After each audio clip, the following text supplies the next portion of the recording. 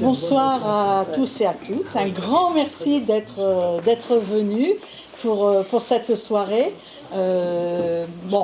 Colette présentera nos intervenants et moi je vais simplement présenter de manière très générale. Donc vous savez qu'on fait tout un cycle sur la fête. Le kiosque, l'Université populaire de Thiers et sa région, tous les ans décortique un thème sous différents aspects. Donc il y a des conférences, il y a des spectacles, il y a des ateliers, des films et une exposition. Donc on a encore l'exposition qui dure jusqu'au 4 mai, jusqu'à la fin de la semaine à la médiathèque Maurice Adebapeuf, avec une partie qui est sur les fêtes tiernoises qui a été réalisée avec le service des archives municipales et une classe du collège de la Monnerie. Et puis de l'autre côté, pour nous, on différencie dans le lieu, mais c'est une seule exposition. Mais le kiosque a plutôt fait la fête en général. Voilà.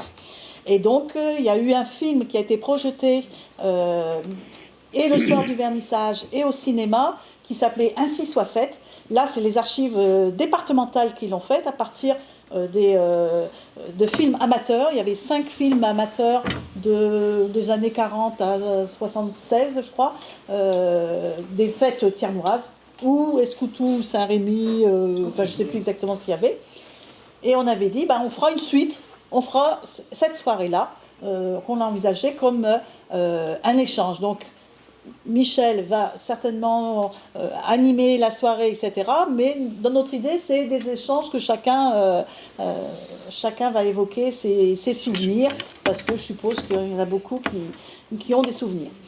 Une dernière chose, on a demandé à Frédéric Lance de venir filmer la soirée pour pouvoir la mettre sur YouTube après, en libre service, parce qu'on s'était dit que c'était quelque chose qui pouvait être intéressant et que c'est assez facile d'accès, ce sera d'accès après. Puis il y a des gens qui ne pouvaient pas venir ce soir, et bien on a dit bon, t'inquiète pas, c'est quand même mieux en réel, mais bon, allez, tu pourras le voir. Alors, Frédéric me dit, oulala, attention, il ne faut pas trop chuchoter, parce qu'il a ces 2 petits micros-là qui sont très sensibles. Voilà. Donc, bon, surtout le premier rang, essayez de ne pas trop faire d'aparté, parce que ça va s'entendre, quoi. Hein. Au fond, c'est plus loin déjà. Voilà. Je laisse Colette présenter les intervenants. Oui, alors pour animer cette soirée qu'on a appelée Soirée Souvenir, nous avons fait appel à des figures locales, connues, et qui ont beaucoup de choses à dire. Alors Michel Sablonnière, évidemment, l'historien du cru, spécialiste. Bien grand mot, historien. Ah, vous connaissez tout de l'histoire locale. Oui. Jean-Luc Bonnemoire, qui va nous chanter quelque chose en patois et qui connaît beaucoup de choses aussi sur Escoutou, parce que ça va être Thiers et Escoutou en fait. Hein. Oui. Voilà. On ne va pas aller dans la montagne. On n'a pas de représentant de la montagne thiernoise. Et on va aller à Gardel aussi avec Monsieur Dichamp, habitant de Gardel depuis très longtemps. Et Jean-Claude Fouché, habitant plus récent. Et tous les deux vont nous parler de la Saint-Vincent, de l'ancienne et de la nouvelle. Et puis Jean-Paul Goudefanja va certainement intervenir un petit peu, bien sûr. C'est une mémoire aussi précieuse.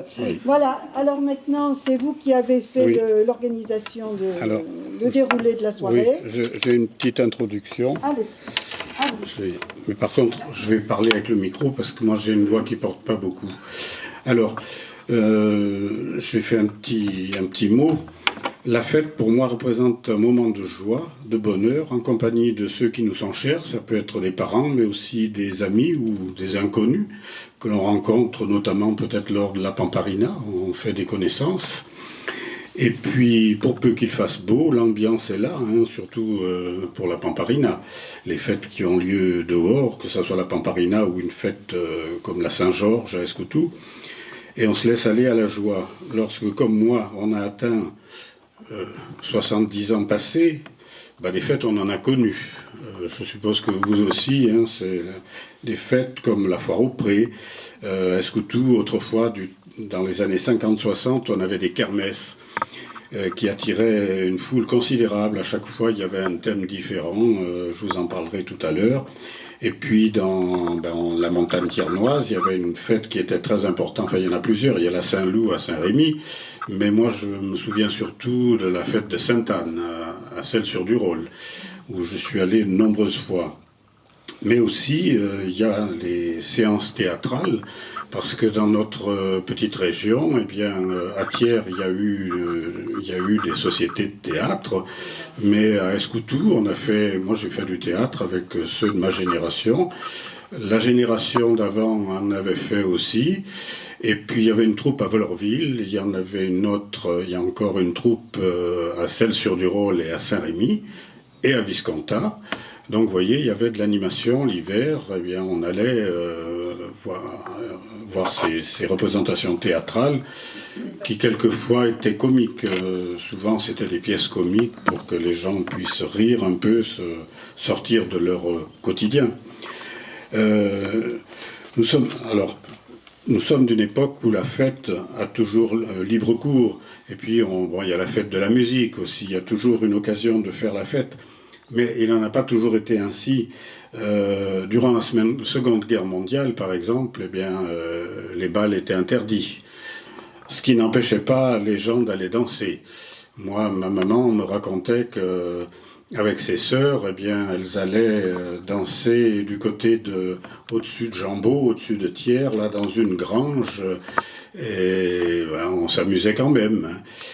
Et donc, on dansait clandestinement.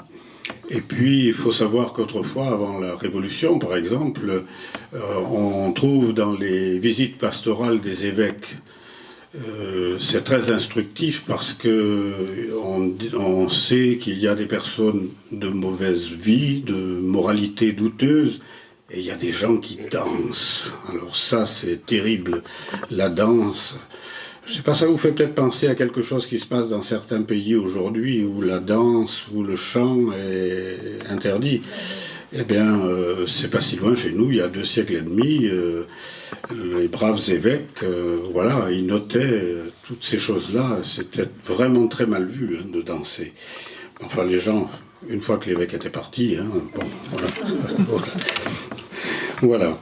Donc, oui, on trouvait le moyen de s'amuser lors des fêtes paysannes. Et puis, alors, il y avait des fêtes votives. Et il y avait, par exemple, dans les paroisses, des rénages. Alors, les rénages, on élisait un roi et une reine pour l'année. Oui, les rénages, oui. Et c'était un moyen de trouver un peu d'argent. C'était comme l'ancêtre des fêtes foraines, un peu. C'était le moyen de trouver un peu d'argent pour la fabrique. La fabrique, c'est ceux qui faisaient vivre l'église, le bâtiment, pour l'entretien de l'intérieur de l'église, donc les rénages. Ça existait jusqu'à la Révolution.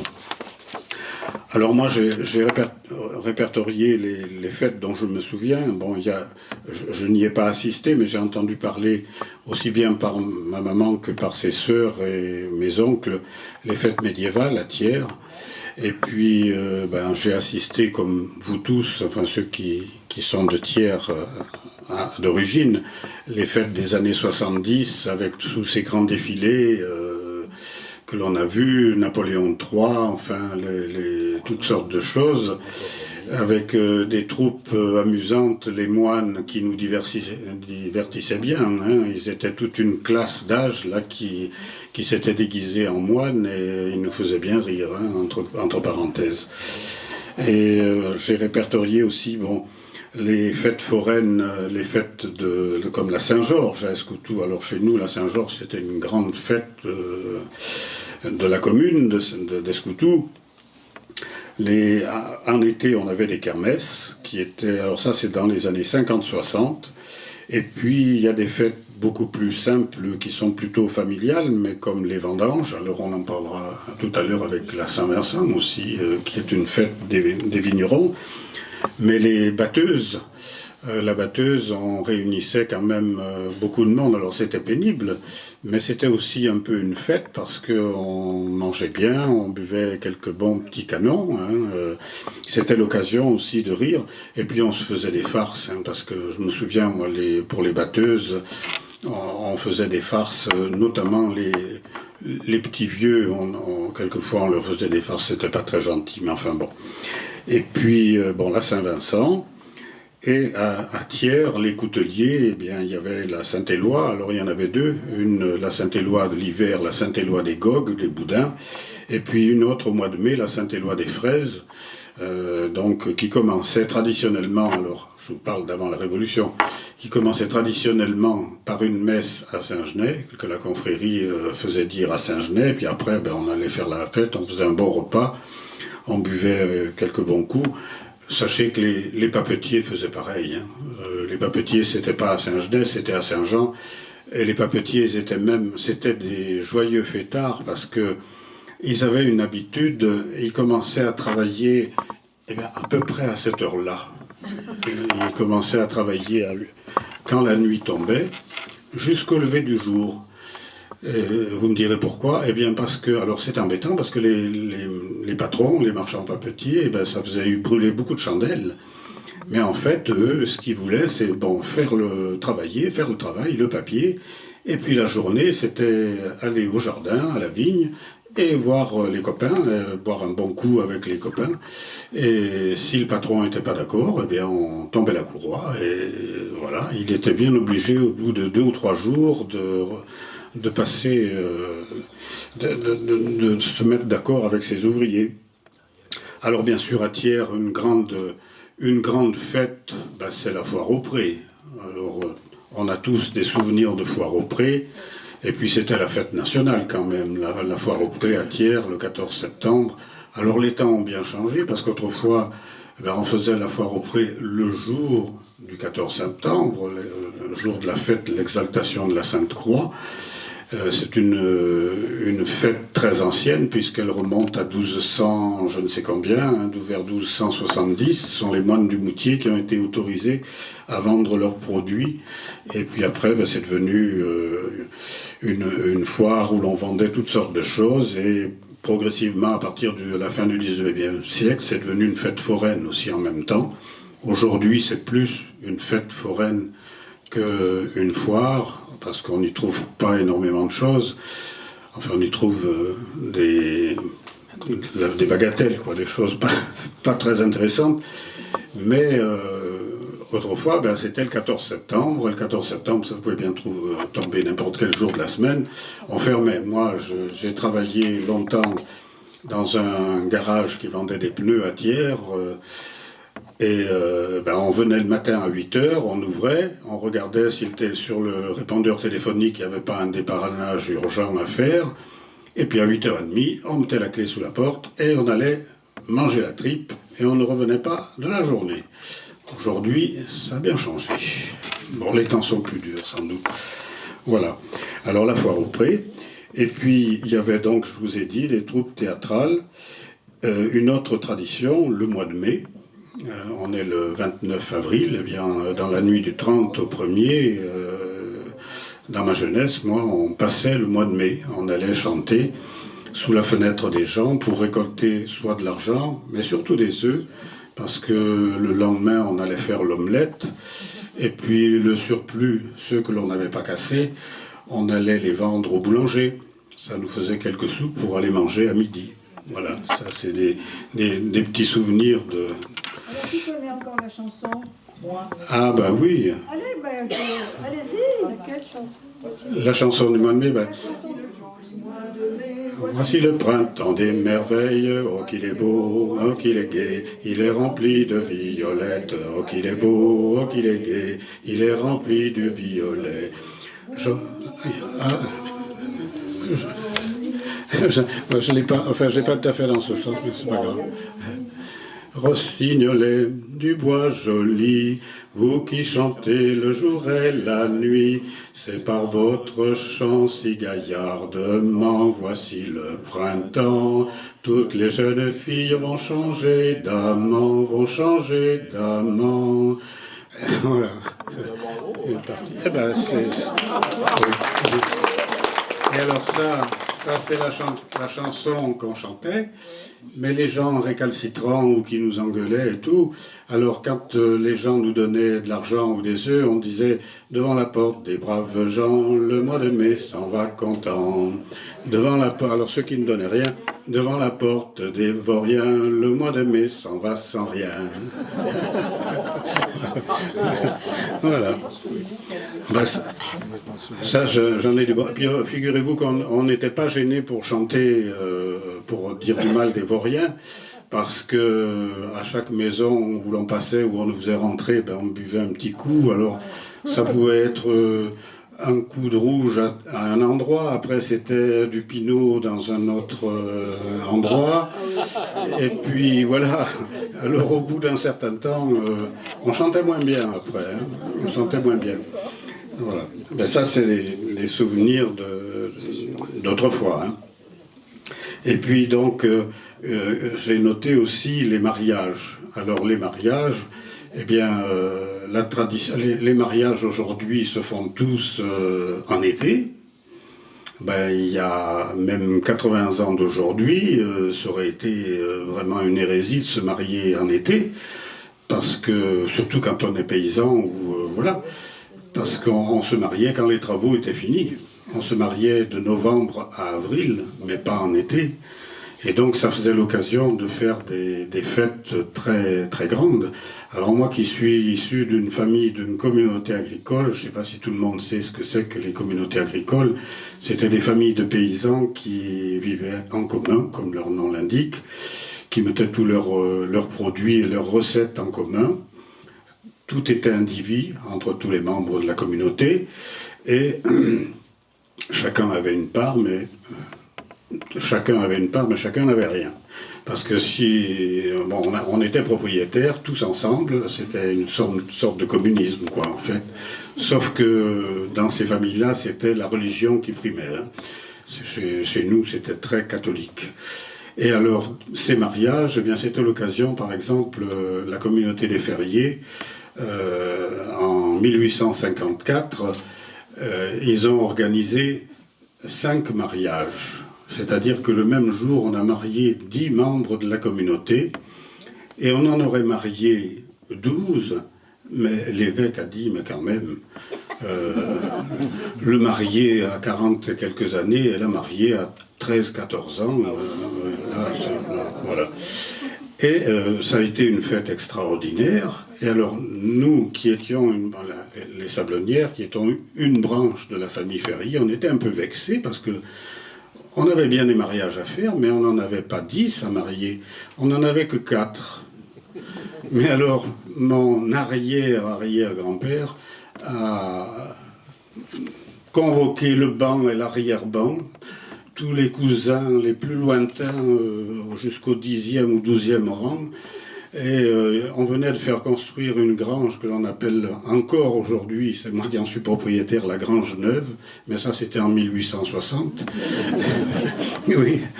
Et donc on a réuni toute la famille dans cette belle Grange Neuve.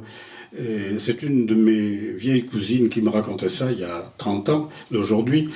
Eh bien on a réuni toute cette famille et la noce a duré 8 jours. Voilà, comme ça, les ferriers, ben, ils pouvaient aller se faire voir.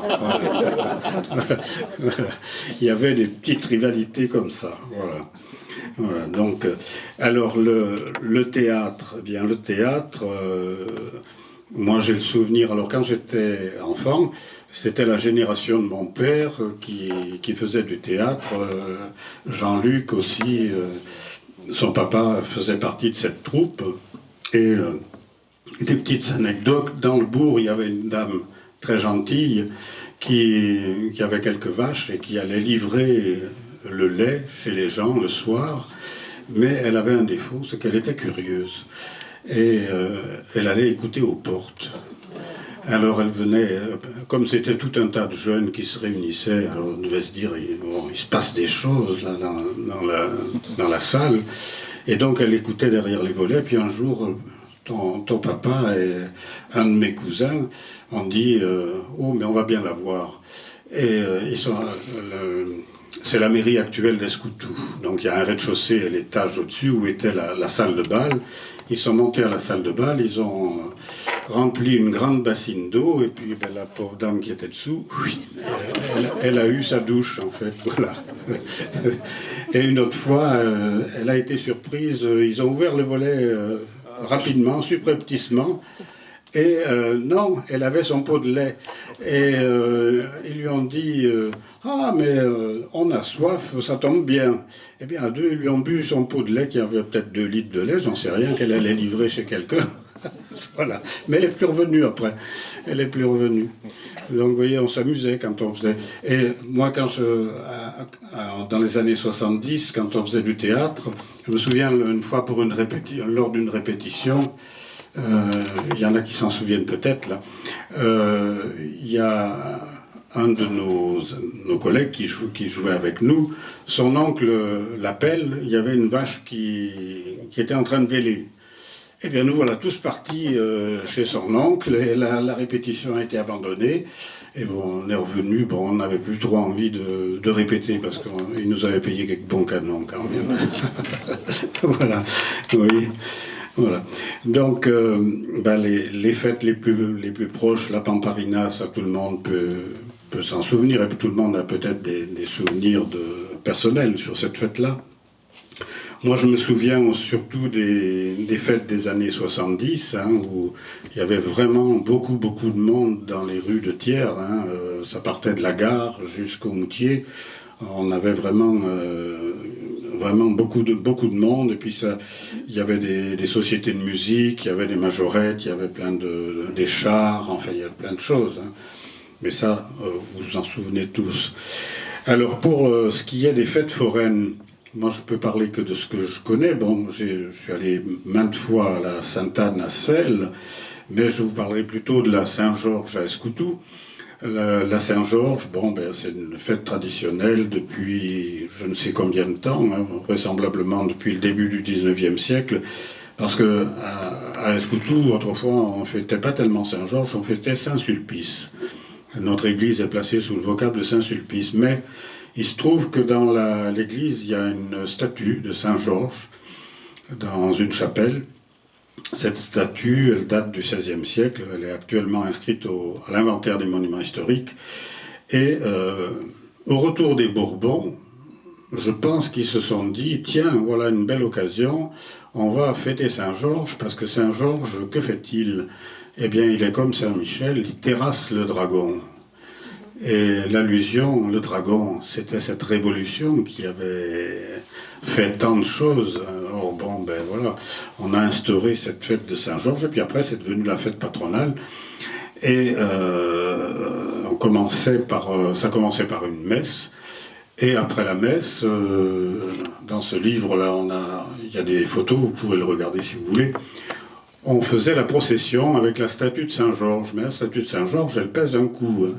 Et c'était les conscrits de l'année, donc qui étaient à 4 pour la porter. On faisait le tour du bourg avec la statue de Saint-Georges.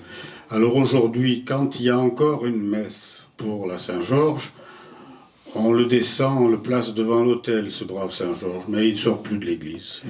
Voilà. Il ne sort plus de l'église. Et une anecdote, justement, dans les années 1820-1830, le curé, à l'époque, faisait miser, c'est-à-dire faisait mettre de l'argent pour porter la statue. Et c'est les conscrits de Vollore qui ont misé plus fort. Donc ils ont fait le tour du bourg avec la statue sur les épaules. Mais quand il a été question de revenir à l'église, au lieu de rentrer dans l'église, ils ont repris la direction de Vollore avec la statue, et tous les gens d'Escoutou qui leur couraient derrière, en disant « Mais où est-ce que vous allez ?» Alors en patois. Et ils ont répondu « Il a un paillade, il a un menin. On l'a payé, on l'emmène. » oui, des petites choses comme ça. Voilà. Et maintenant, la Saint-Georges, il y a la traditionnelle tripe et puis la fête foraine. Hein. Et l'après-midi, bien, il y a un défilé de chars. Il y a aussi, j'ai vu cette année, il y avait les enfants là, qui avaient fait une exposition dans la salle de la mairie. C'était très intéressant. Voilà.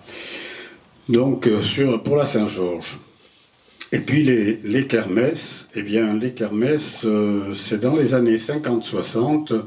Il y avait toute une bande de jeunes de la génération de mon père, ils étaient assez nombreux, et ils ont commencé par faire du théâtre, et puis après, il y a eu une colonie qui est venue de Normandie, les gens qui étaient de C, c'était des jeunes Normands. Alors à l'origine, c'était des jeunes qui étaient issus des quartiers qui avaient été bombardés dans la région de Caen et tout ça.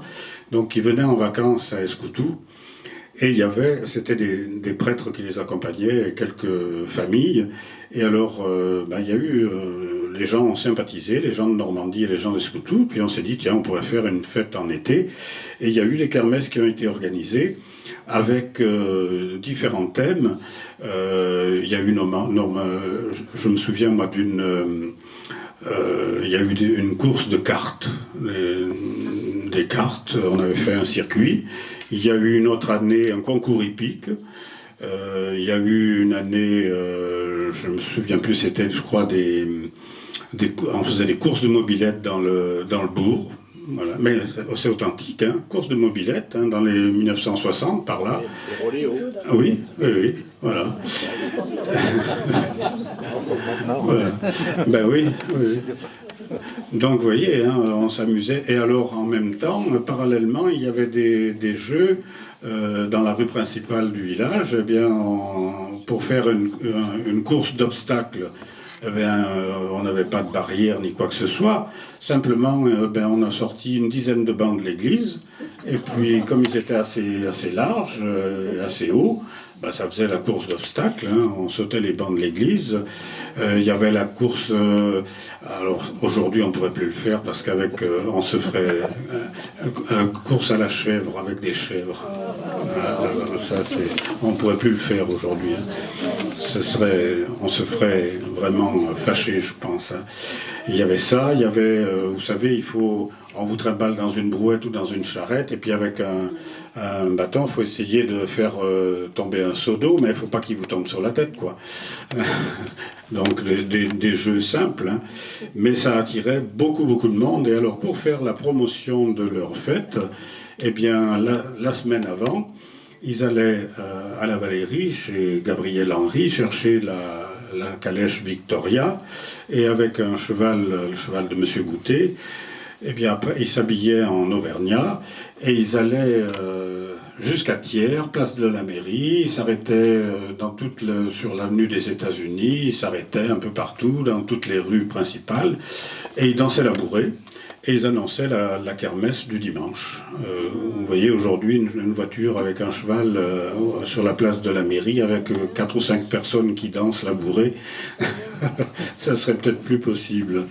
Voilà. Alors, les fêtes, les vendanges. Chez moi, mon père avait une parcelle de vignes et les vendanges, c'était une fête que l'on aimait bien parce que ça réunissait la famille et les amis proches. C'était pénible, hein, parce que vendanger, on a le dos cassé, on porte des poids. Mais il y avait la récompense parce que déjà, pendant la vendange, eh bien, on cassait la croûte. Hein, dans la matinée, on cassait la croûte. Et puis, alors je ne sais pas comment on fait à Gardel, mais nous, quand on arrivait, eh bien, on foulait les raisins, on les mettait dans la cuve, et puis après, on faisait le repas. Et c'est ça qui était intéressant, c'est le repas, le bon repas qui était préparé, ça réunissait toute la famille. Alors pour les vendanges, et puis les batteuses aussi. Alors ça, les batteuses, c'était aussi une fête quand on est enfant. Moi, je me souviens, j'avais mon oncle et ma tante à Sainte-Agathe, qui avaient une exploitation agricole, et on était avec mon frère et ma sœur, on était heureux d'aller à cette batteuse parce que on s'amusait. Il y avait nos cousines, il y avait les petits voisins, on était toute une bande de gamins, on s'amusait. on rigolait, on montait sur les meules de gerbes, là, on se faisait fâcher parce qu'on risquait de prendre un coup de fourche dans les fesses.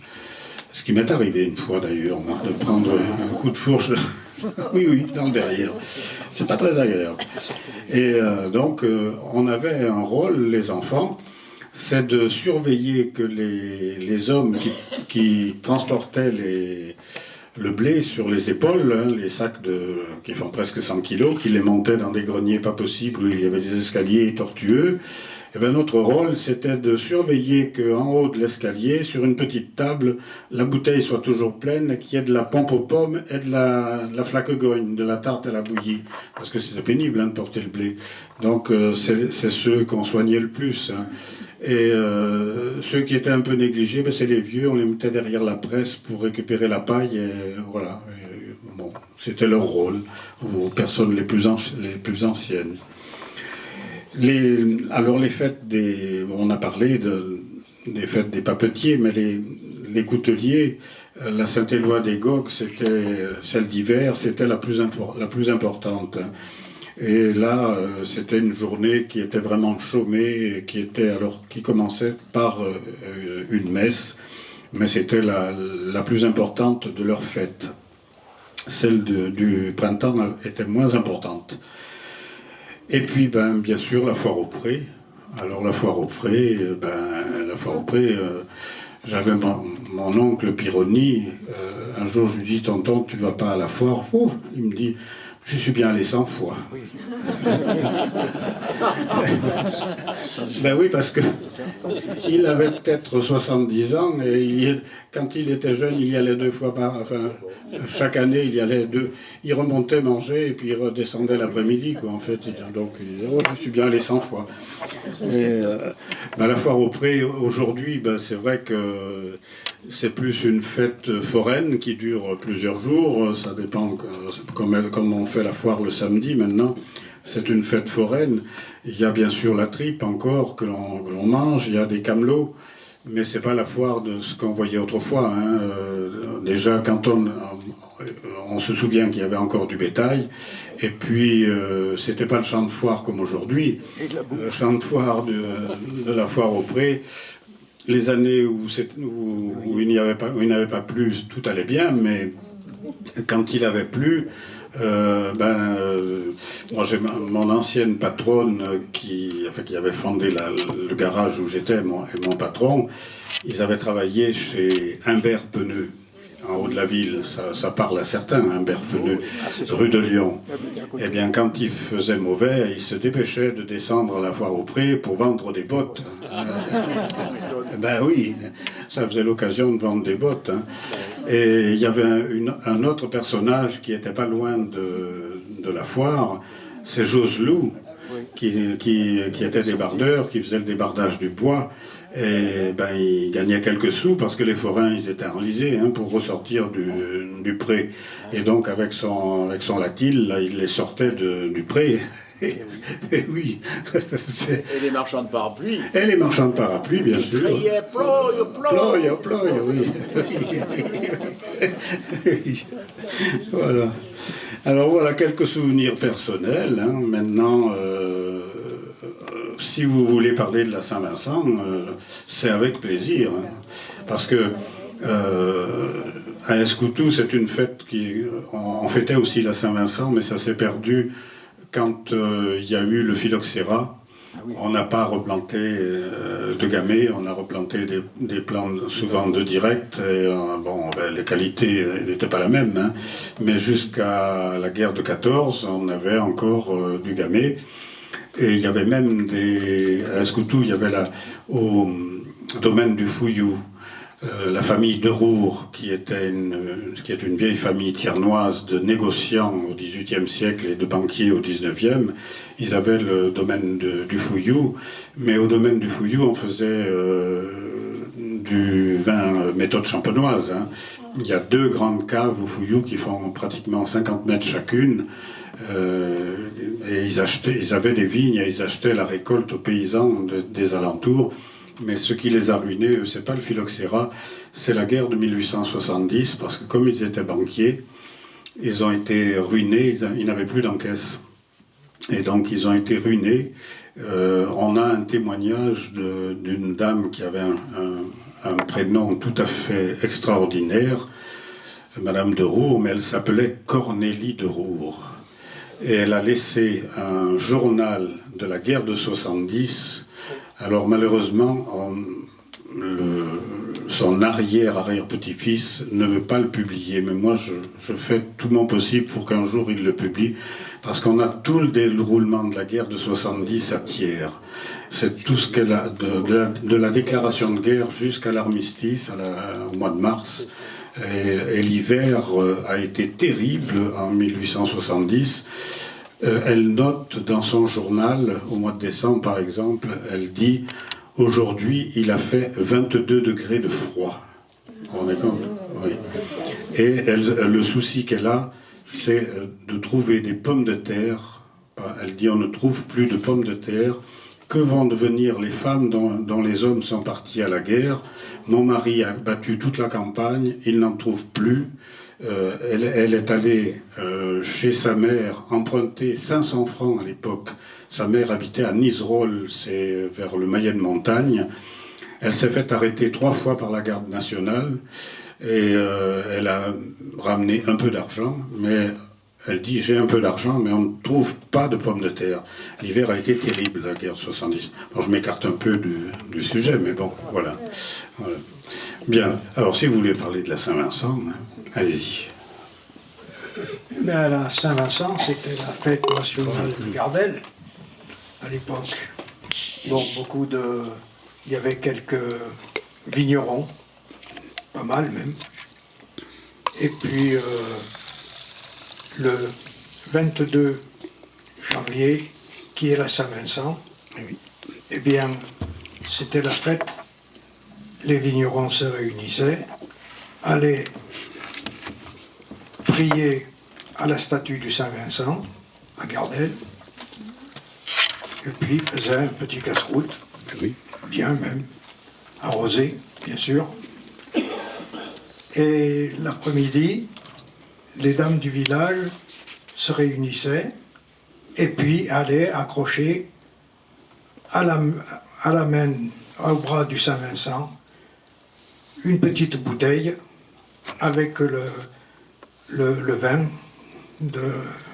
le cru, et puis qui restait toute l'année jusqu'au prochain Saint-Vincent.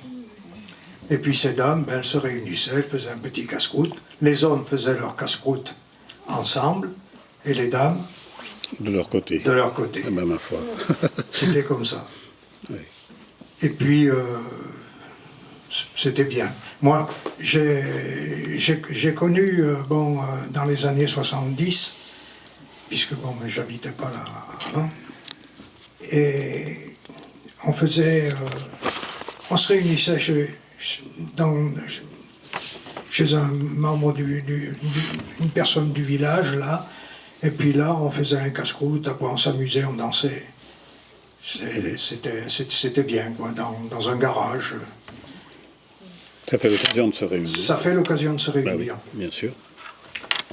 Bon, sur Saint-Vincent, maintenant, une association. Bon, c'est créé pour... je vais vous passer Jean-Claude, il va vous dire. Donc la Saint-Vincent, telle que Robert vient de la décrire, s'est arrêtée en 1991.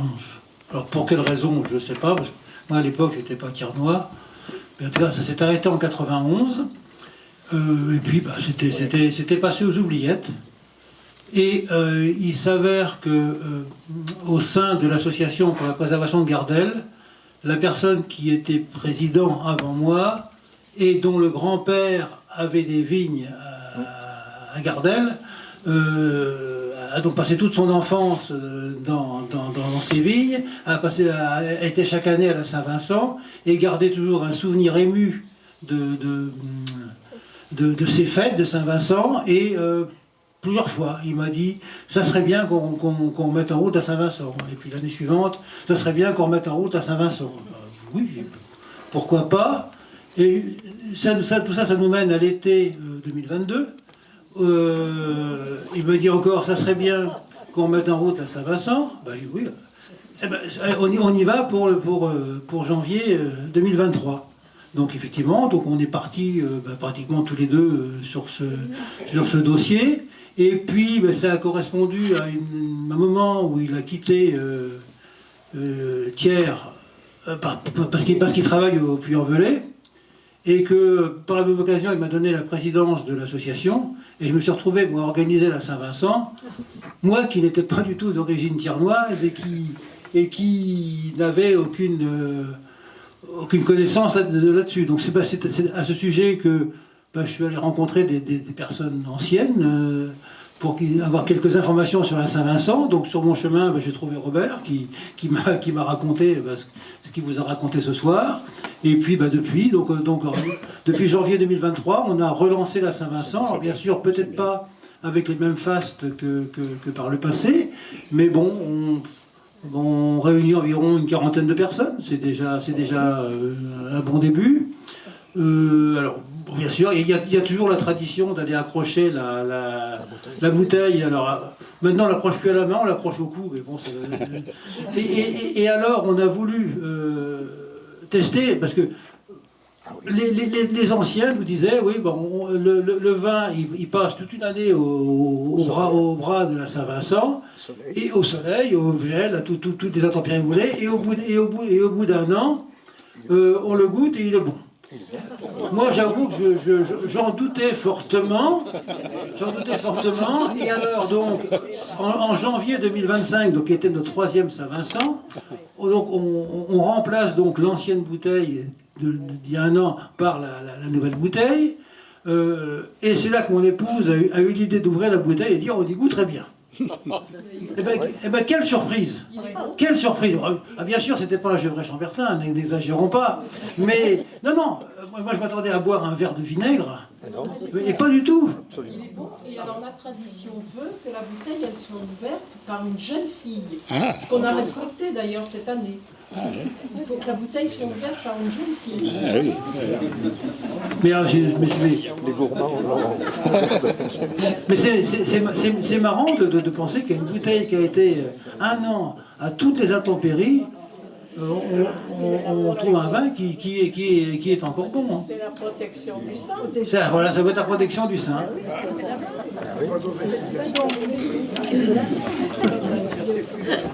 Donc en 2023, on a donc relancé cette Saint-Vincent. Donc pour l'occasion, on a mis un petit peu un coup de neuf parce que l'ancien Saint-Vincent, il était en bien piteux état. Fatigué. Il était fatigué parce qu'il est accroché sur une croix en bois, un peu comme le Christ. Bon, alors la croix datait de très longtemps. Elle avait été refaite. Elle avait été refaite, oui. Oui, dans les années 80, elle avait été refaite. C'est le père Basset, Alphonse Basset, qui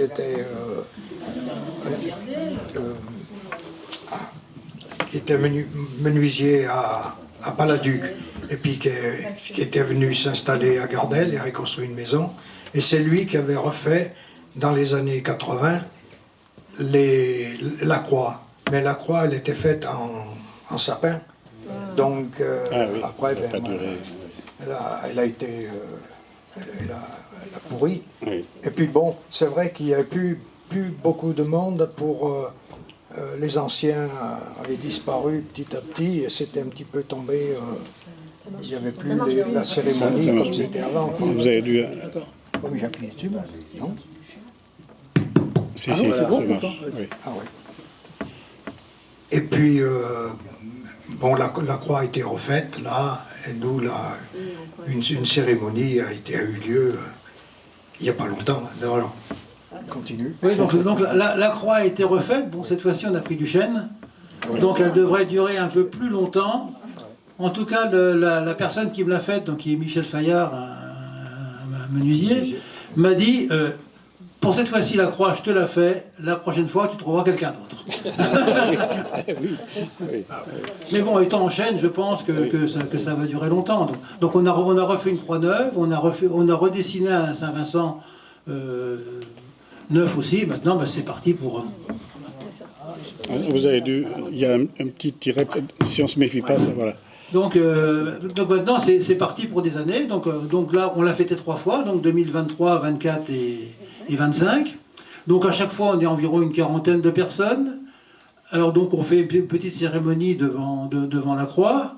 Bon, bien sûr, on s'arrange que la cérémonie ne dure pas trop longtemps, parce que la croix, elle est juste sur le bord du chemin de Gardel. Donc quand on est là, on bouge la circulation. Donc on y reste le minimum de temps. Et puis après, on va finir ça sur la place de Gardel, où là, il y a quand même beaucoup plus de place. Et donc, on a 3 garages à notre disposition. Parce que malheureusement le 22 janvier il fera jamais chaud, il faut se faire une raison. Donc on a 3 garages à notre disposition, et puis il y a du vin chaud, il y a de la galette des rois, et puis voilà, on passe l'après-midi comme ça, les gens sont contents de se retrouver, de passer un moment ensemble, et tout va bien. Alors c'est vrai que je pense éventuellement à réinstituer un repas de la Saint-Vincent comme ça se faisait. Pour l'instant, j'hésite toujours, parce que les anciens m'ont toujours dit, quand on faisait le repas de la Saint-Vincent à Gardel, chez un tel ou chez un tel ou chez un tel, c'était bien. À la fin, donc avant 91, ça allait se passer dans un restaurant de la région tiernoise. C'était pas si bien qu'avant. C'était pas pareil. Forcément. Donc j'ai pas envie de réinstituer quelque chose qui n'était pas si bien qu'avant. Mais par contre, c'est vrai aussi que les anciens, entre guillemets, il y en aura de moins en moins, et que les personnes plus jeunes accepteront, je pense, davantage d'aller, alors non pas à un restaurant, parce que moi je pense pas réinstituer un repas à un restaurant, mais nous on travaille main dans la main avec l'association des garniers, et on peut facilement avoir la salle des garniers, qui n'est quand même pas très loin, et pourquoi pas réinstituer un repas de la Saint-Vincent aux garniers. Oui, c'est quelque chose auquel je pense, et qui va peut-être se faire dans les années qui viennent. Ils avaient fait aussi une Saint-Vincent à la Sapine. Ah oui. À la salle de la Sapine. Ils avaient fait dans les restaurants, mais bon, c'était pas pareil quand même. Hein. C'était pas convivial. Ah oui, parce que si on ne se méfie pas, on éteint il faut remonter le... En haut. Là. C'est la petite... Là. Voilà. Ah oui, ça marche. Ah oui, c'est comme ça. Oui. Ouais, le mieux, tu le tiens en haut, comme ça, tu es tranquille. Faut le tenir. Il faut faire attention. Bon, je crois que pour la Saint-Vincent, je n'aurais pas beaucoup de choses à dire de plus. Hein. Bah, c'est bien. C'était bien, quoi. Oui, tout à fait. C'était bien. Est-ce qu'il y a encore des vignes? De toute façon, il reste une ville à Gardel. Une seule qui est toujours exploitée. Oui. Et le propriétaire, qui s'appelle M. Taillarda, Oui. vous m'entendez ou vous voulez prendre le micro? Donc, le propriétaire de cette vigne, qui s'appelle M. Taillarda, donc lui ne fait pas de vin, enfin il fait du vin bien sûr, mais le transforme en pinot. Et alors il faut reconnaître que son pinot est extraordinaire. Moi je me souviens d'une année, c'était peut-être la première, je sais plus, il fait une année, on avait un repas qui était le même jour que la Saint-Vincent, mais un repas d'association. Et donc, avec mon collègue, on avait préparé des verres de kir. Il y a Taillarda qui est arrivé avec 2 casiers de pinot. Eh ben, nos verres de kir, ils sont restés tous pleins. Hein. Non, il fait vraiment un pinot extraordinaire. Donc voilà, donc là, il reste une vigne. C'est déjà pas mal. C'est déjà pas mal parce que... Oui, si tu veux, Jean-Paul, si tu veux parler. Ouais. Alors, pour un petit complément, tout simplement, à tout ce qui a été dit, d'abord le dicton qui n'a pas été dit, hein, oui. À Saint-Victor, Saint-Vincent. À Saint-Vincent, clair et beau, du vin, plus de vin que d'eau. Oui. Ça, c'est la base déjà. Oui. Alors, ce qui est amusant, c'est qu'ici, on nous parle d'un Saint-Vincent sur une croix. Pour moi, Saint-Vincent, c'était une statue sans croix, d'abord. Hein. Mais je ne mets pas en doute ce que vous nous dites. Hein. On en a une belle à Escoutou. Oui. Et cette statue, que l'on invoquait donc pour protéger la vigne, on l'invoquait contre les gelées, contre le trop chaud, contre le trop froid, enfin tout est quanti. Et la grêle. Et quand ça n'allait pas, et quand il gelait quand même, et hop, on prenait le Saint-Vincent et on le retournait contre le mur. Voilà. Voilà. C'était la pénitence. Oui, oui. Pour le... Elle Bah, était où, oui. cette statue? Pardon? Elle était où, cette statue? Ah ben, il y en avait un peu partout. Il y en avait à Escoutou, Il y en a très jolie. une très belle à Escoutou et un vitrail de Saint-Vincent qui a été offert par les vignerons de la commune, Et ben voilà. que l'on a fait restaurer l'année dernière. Voilà.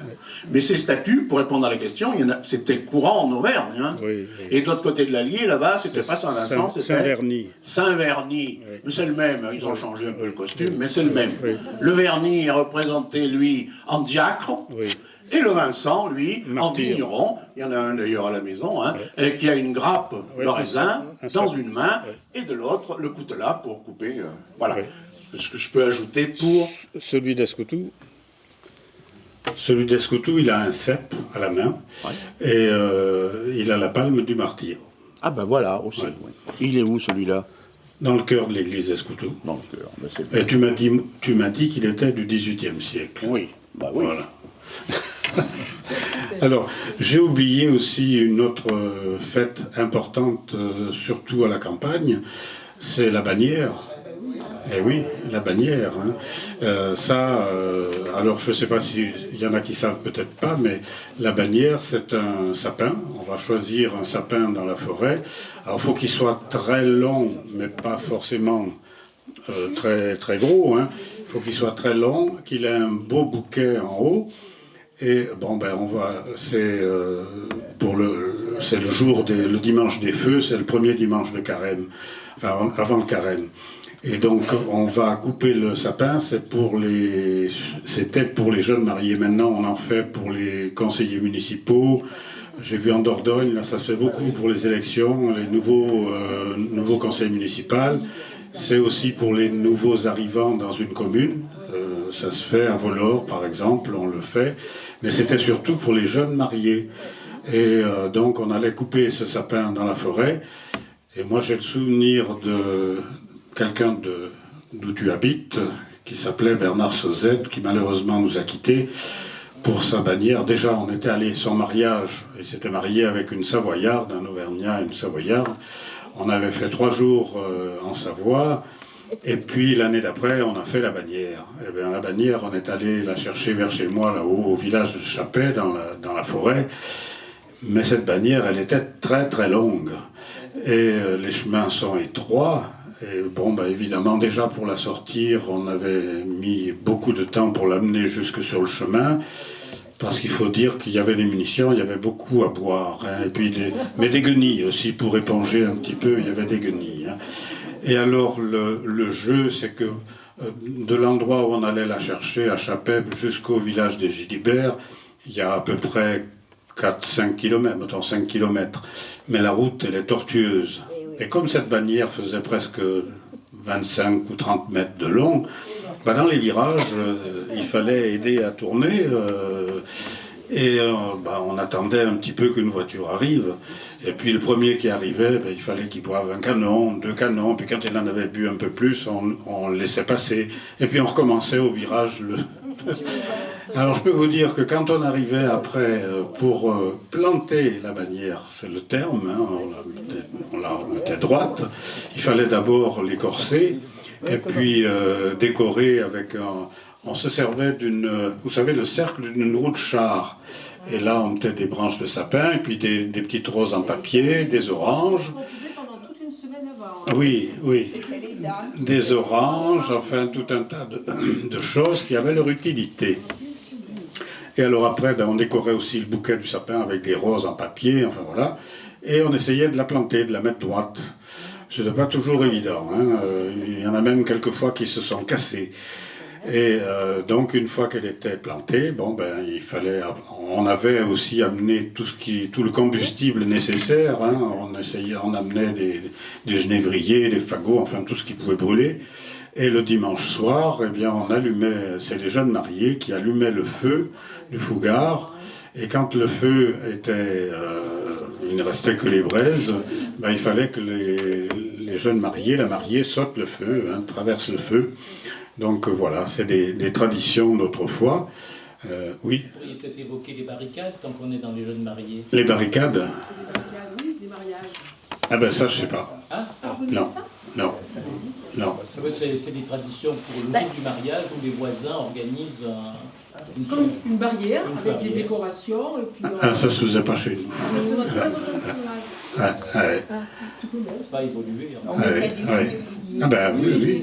pareil. Oui. C'était un peu Ben, on décorait la maison des mariés avec des genévriers. Hein. La maison de la mariée était décorée avec des genévriers, ça je m'en Et souviens on bien. tirait Hein. des coups de fusil. Des coups de fusil. Mais après, dans la bannière, quand on avait allumé le feu, on essayait de décrocher les oranges avec le fusil. Hein. Voilà. Bon, c'était pas toujours efficace, hein, parce que déjà il faisait nuit, et puis bon. Il y avait. Ah, ça marche plus. Ça marche. Ah ben, tiens. Il est fatigué. Faut le tenir. Oui. Ah non. Ah. Je sais pas. Ça marche. Ah ben ça marche plus. Bon. C'est pas débranché. Non, je pense pas. Non, non. Ben non. On pourtant. Non. Il peut rien. Bon, ben, on va essayer de finir comme ça. Oui, donc, on essayait de décrocher les oranges. Et bon, c'était une fête quand même très... Ça réunissait toute la famille et puis le village. Hein, c'était une fête quand même très importante hein, dans nos campagnes. Hein. Et chez moi, enfin, on ne faisait pas la bannière chaque année. Il n'y avait pas des nouveaux mariés ni de nouveaux arrivants dans les villages. Mais on avait l'habitude d'allumer le feu le premier dimanche. Ah ben, ouais, c'est vraiment... on avait l'habitude d'allumer un feu. Alors, c'était pas un fougard, hein, c'était un feu avec quelques bottes de paille et un ou deux fagots. Et ça, je sais que ma grand-mère y tenait beaucoup et il y avait un emplacement pour ce feu. Alors ça, c'est des vieilles traditions, des vieilles superstitions. En fait, nous, dans le village, quand on arrive dans le village, il y a la fontaine, et puis il y a une place devant, il y a une mare, un gros chêne, et donc on faisait le feu sur cette place. Et ça avait une signification, parce que le lendemain, eh bien, les vaches du village, en allant boire à la fontaine, elles marchaient dans les cendres du fougard.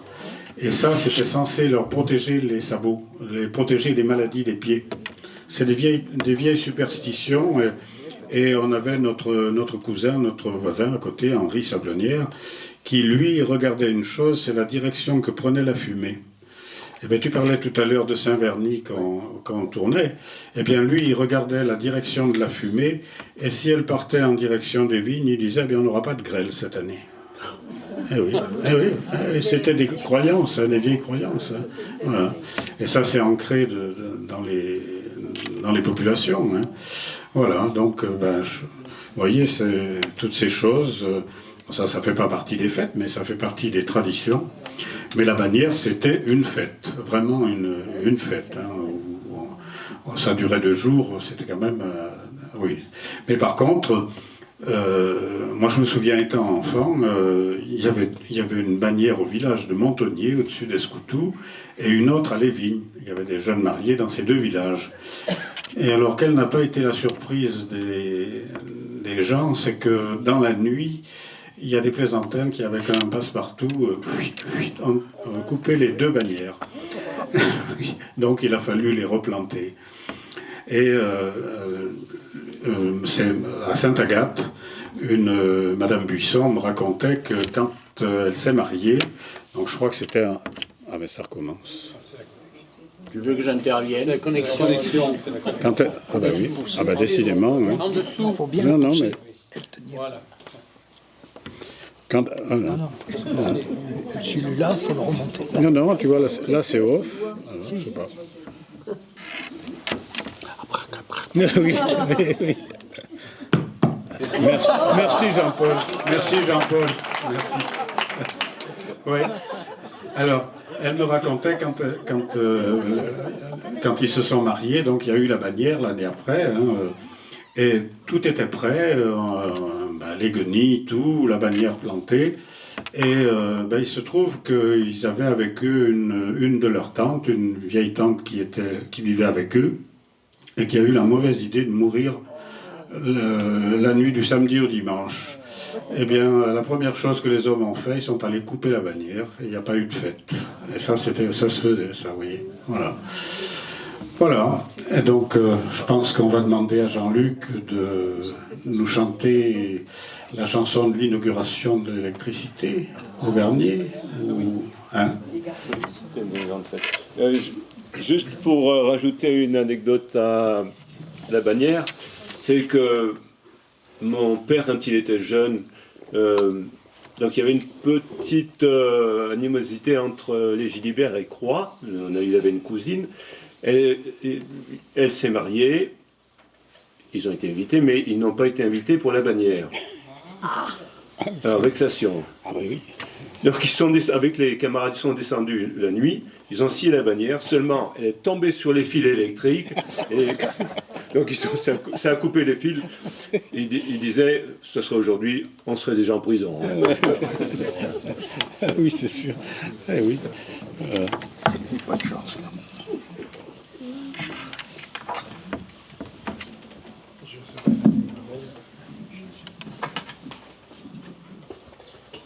Alors, l'inauguration de l'électricité au Garnier en 1929. L'électricité est arrivée à la campagne bien plus tard qu'à Thiers. Hein, voilà. Ça vous fait penser peut-être un peu à l'installation de la fibre actuellement. Hein. Il n'y en a pas pour tout le monde au même moment. Donc ça a été une vraie révolution. Parce que du jour au lendemain, pratiquement, on a remisé dans les placards et dans les greniers les lampes à pétrole, les bougies et tous ces appareils qui fumaient et qui éclairaient mal. Et après, donc, il n'y avait qu'à appuyer sur un interrupteur et la lumière était. Et c'est ainsi qu'on a appelé ce moment-là la fée électricité. C'était vraiment quelque chose d'extraordinaire. On ne voyait rien, il y avait des fils, on ne savait pas ce qui passait dedans, mais il y avait de la lumière. Voilà, c'était le début. Donc c'est une chanson qui a été écrite par Prosper de Gilbert, qui a été le dernier tambour de ville à Thiers, mais qui était chansonnier aussi, qui a écrit beaucoup de chansons. Donc, ils écrivaient, lui et d'autres écrivaient des chansons, mais ce n'étaient pas des musiciens. Donc ils reprenaient des airs connus et dessus ils greffaient leurs textes. Voilà.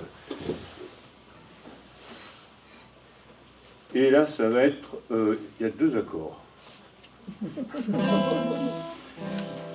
Et le garnet, couillin, paillé... Pardon, je vais commencer par le début, c'est vous traduire en français quand même. Parce que tout le monde n'est pas, comme disent les camarades, tout le monde n'est pas locuteur. Donc, au Garnier, c'est un pays, il y a des jolies filles. Et l'on y boit du bon vin en jouant aux quilles. Ils ont inauguré l'électricité. Ah, c'est pas l'argent qui les arrête. Hein. Chez Panthèse, les Giraudons, la Feuille et les Salomon, ils étaient tous en fête. Pour inaugurer l'électricité, ils ont transformé le village. Des fleurs et des sapins étaient plantés à en boucher le passage. Ce qui est bien, c'est qu'il y a les noms des personnes qui ont participé aussi. Rochia et Hermillon, pour gagner de pognon, ils ont trouvé cette devise « Soyez les bienvenus ». Bève au mode perdu, donc buvez comme des trous, ça nous sauvera la mise. Quand midi eut sonné, ils ont commencé la fête. Ils sont allés attendre les autorités avec les pompiers en tête. Ils ont défilé dans les garniers au pas accéléré, les clairons en donnaient beaucoup. Ils sentaient le fristi, ils sont allés tout droit, et à la table, ils se sont installés. Ils ont fait un beau dîner à la maison d'école, c'est-à-dire le bâtiment de l'école. Ils avaient invité les pompiers et ils ont tous dit « ça colle, c'est pas si souvent que le gouvernement ne vous paye à manger. Ça sera toujours ça de prix, vive l'électricité et buvons toute la journée. » Bonhomme, je ne sais pas si c'était un homonyme, c'était pas de la famille. Donc, Bonnemois a fait un discours. La sueur coulait sur ses tempes. Maintenant, vous verrez clair tous avec toutes ces lampes. Vive le progrès, vive Monsieur le maire et la société électrique, vive le Garnier, le conseiller et en avant la musique. Elle est très longue. À l'endroit. Le banquet fut bien servi. Ils ont trouvé bon la gamelle. La cuisinière est du pays, c'est Madame Brunel. Mais elle s'est dérangée pour faire ce banquet. Elle est venue de Volor. Ils ont tout mangé, les assiettes, les plats, ils se léchaient les lèvres. Quand le banquet fut terminé, les pompiers, autour de 5 heures, le champagne ayant fait effouet, les clairons avaient plus de lèvres. Ils ont à nouveau traversé les Garniers, défilé dans le Garnier. Ils ont perdu la fanfare, tellement ils allaient vite. L'adjudant Fradin, il a un commandement, on en faire trembler la terre.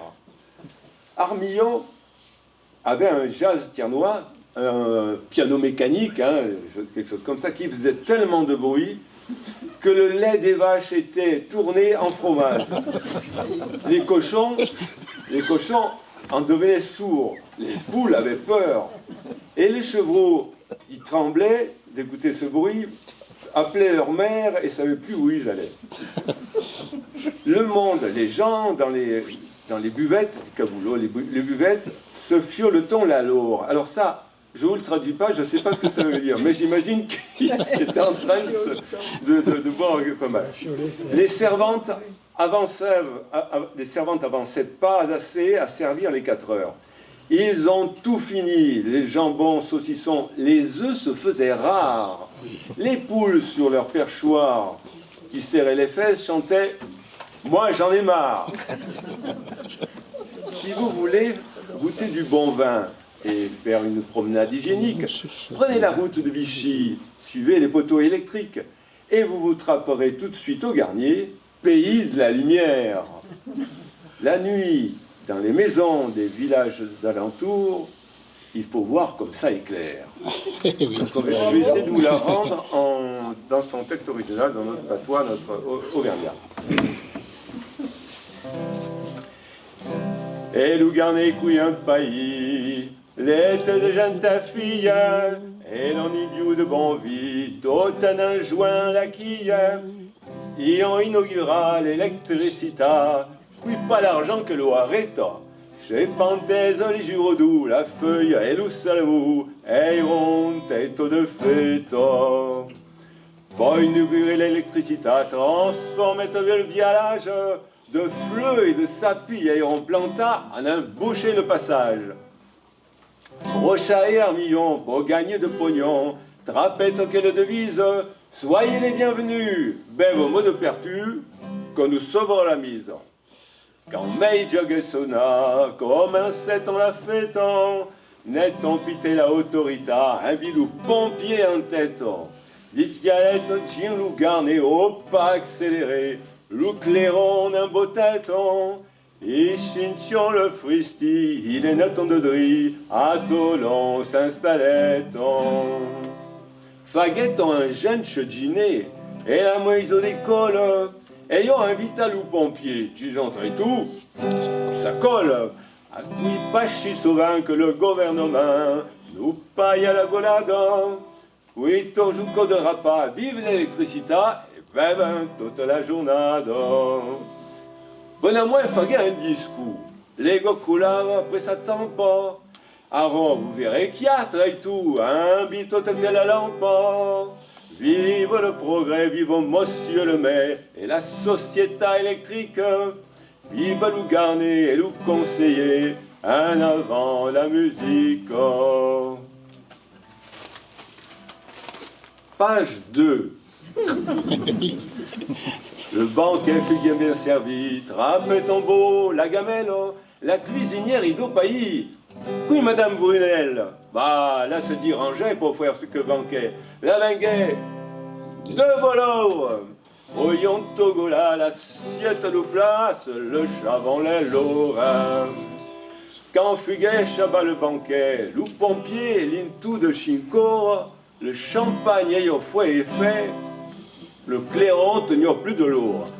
Tournait-on d'y fialer à travers le garnet, perdait-on la fanfare, l'adjudant fradinte, un commun de main, un fouet trembait la charo. Armillon tenions un jazz tiernois, raguiot tellement de ramage, que le lait de la vache aille revira tôt comme de fromage. Loupo, n'avenions sous, la poule ayant pou, loup chabri d'un tremblement. Écoutez que ça va, plus on veuille au moment, ça va plus un te viravant. Le monde tient le caboulot, se fiant le ton la lorrain. La chirvante avança, va pas pro à servir à 4 heures. Il chavait ton taux, jambillot, saucisseau, louillot, ce faisant rare. La polo suchadou, que ça ravant le tchou, chanta, moi j'en ai marre. Chevalet tâté de bon vie et fouer en promenade hygiénique, prenne la route de Vichy, sègue le poteau électrique, et vous vous trapperez de suite à Lougarnet, pays de la lumière, d'un œil tient la moiseau de loup village l'entour, faut vivre, qu'il y a.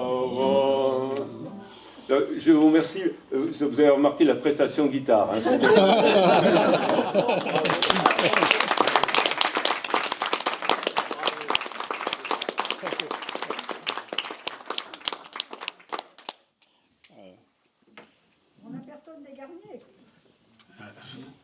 Ah, bah, c'était un pays de vignes, hein, les Garniers autrefois. Hein. Il y en avait beaucoup. Hein. Mais, le vin était bon là-bas.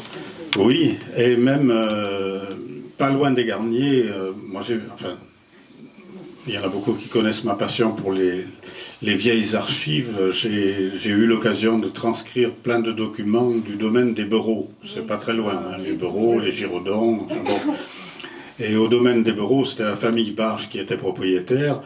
Et ils avaient donc le domaine des Bereaux et le domaine des Champs. Et les deux domaines réunis... Ah ben ça y est, ça recommence. J'ai pas de chance, moi. J'ai pas de chance. Jean-Paul. Technicien, s'il vous plaît. Technicien. Oh là là. Non, j'ai un taille pli, tête. Non, mais il y a un moment, ça ne va plus marcher. Hein. Oui, oui. Non, j'ai dû appuyer sur le... Oh là là, la technique. Oui. Alors, pour en revenir au domaine, les deux domaines des Bereaux, eh bien, l'année 1791, début de la Révolution, les vendanges des deux domaines, il faut savoir qu'il y avait une partie des vignes qu'ils faisaient exploiter par leurs ouvriers, leurs domestiques, mais il y avait une grande partie qui était donnée au tiers des fruits, c'est-à-dire que celui qui avait la vigne, qui travaillait la vigne, il avait 2 tiers et le patron avait 1 tiers. Eh bien, les vignes exploitées par la famille et les vignes exploitées... Ça y est, mais là, j'ai rien touché. Hein. J'ai rien touché. Là, vraiment, les vignes... Ah non. Putain, t'as vu comment il fait, là? Je sais pas. Non. Moi, j'ose plus y aller. Ah oui, ça marche en tapant. Ouais, effectivement. Et donc la totalité de leur récolte, en fait, ils ont récolté 450 bacholes. Oui, 450 bacholes. Et en fait, ce vin se vendait localement sur tiers. Hein. Il y avait beaucoup de tous les ouvriers côteliers, ouvriers papetiers, il y avait des tanneries, il y avait beaucoup de... Et puis les gens qui habitaient en ville achetaient ces récoltes. D'ailleurs, dans les livres de comptes de la maison Barge des Bereaux, la principale préoccupation du propriétaire, Jean-François Barge, dans les années 1820, c'est le temps qu'il fait. Ça, c'est son gros souci, hein, les années où il y a la gelée, les années, par exemple, vers 1800, je crois que c'est 1822 de mémoire, au mois de février, les amandiers et les pêchers sont en fleurs, mais au mois d'avril, il n'y a plus rien. Il n'y a plus ni vigne, ni amandier, ni pêcher, parce que la gelée a tout emporté. Et ça, c'était le principal souci. Mais enfin, les années d'abondance, voilà, ils faisaient jusqu'à 450 bacholes. Une bachole, ce qu'on appelait une bachole faite, elle faisait 100 kilos. Donc ça rend moitié jus, à peu près. Voilà, entre 45 et 50 litres, vous voyez, ça fait une quantité de vin. Mais moi j'ai eu l'occasion de visiter tous les communs du domaine des Boreaux. Il y avait encore, il y a quelques années, il y avait encore 3 grandes cuves et un magnifique pressoir ancien. Je ne sais pas s'il y est toujours parce que la propriété a été vendue. Voilà, c'était pour vous donner des indications sur ces vignes. Et au Garnier, il y avait énormément de vignerons et on comprend que là aussi, ils devaient faire la Saint-Vincent, certainement. Ils devaient fêter la Saint-Vincent. Voilà. Les Boreaux, c'est... Micro. Les Boreaux. Non, c'est pas pareil. C'est Oui. c'est le village, là. C'est un domaine. C'est une maison c'est une maison bourgeoise avec Ça donne en face de la Feuille. Oui, en face de la Feuille. Oui, C'est quand on monte par le chemin, là. oui, quand on vient de la route nationale, quand on monte là, oui. Oui, on passe derrière, le long de l'ancien CET. Oui. Donc c'est ça. C'est un peu plus bas là, oui. Voilà. Oui. Et le domaine des champs, mais qui est de l'autre côté de l'autoroute maintenant. côté.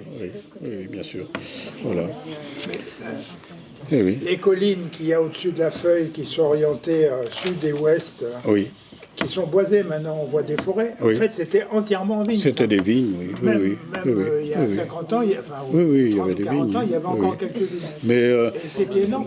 Et quand on s'y balade, si on peut s'y balader parce que c'est difficile, on retrouve les murets, les passages et tout ça. Donc ça a été cultivé à la bêche. Oui, mais il y avait beaucoup de vignes à Thiers, hein, ça c'est sûr. Hein.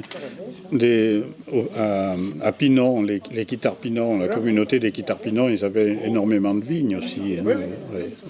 Moi, ma famille, il y avait tout le coteau de la gare, qui maintenant s'est construit, c'était des vignes. Oui, bien sûr. Ça c'est certain. Hein. Il y en avait même au XVIIIe siècle.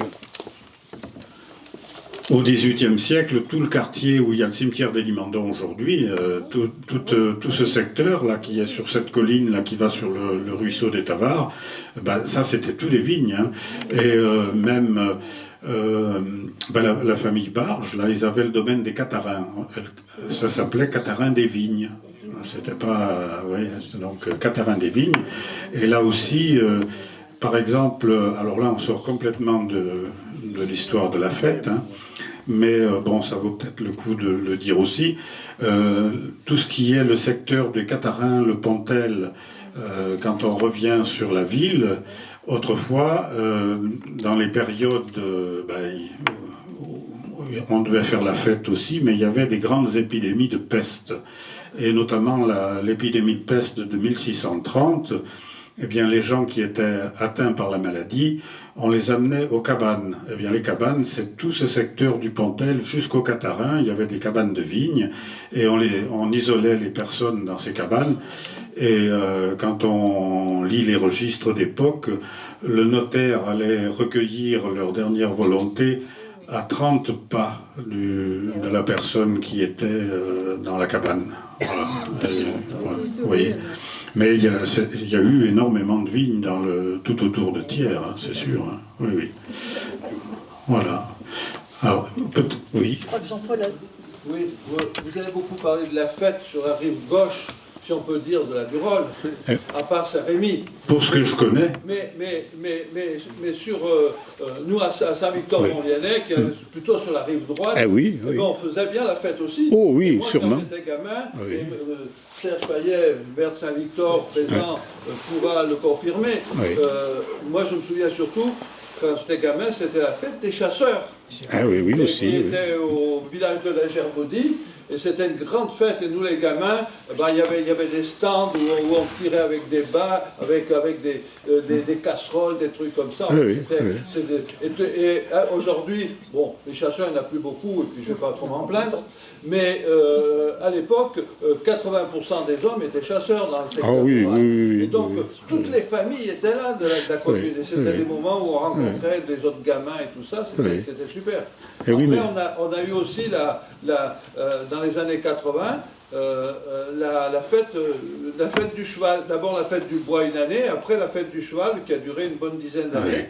Voilà. Et Et on a un autre truc important sur la commune aussi, ça a été la construction de la salle des fêtes de Pitlet par les habitants, avec la mécale laïque et tout ça. Et là, toutes les années, et encore cette année, pour Pâques, eh ben, on fait un bal. Ça peut-être être le dernier, mais depuis maintenant, depuis les années 50-60, voilà, il y avait aussi la fête dans la montagne de ce côté-là. Oui, mais j'en doute pas, mais je peux ne parler que de ce que je connais.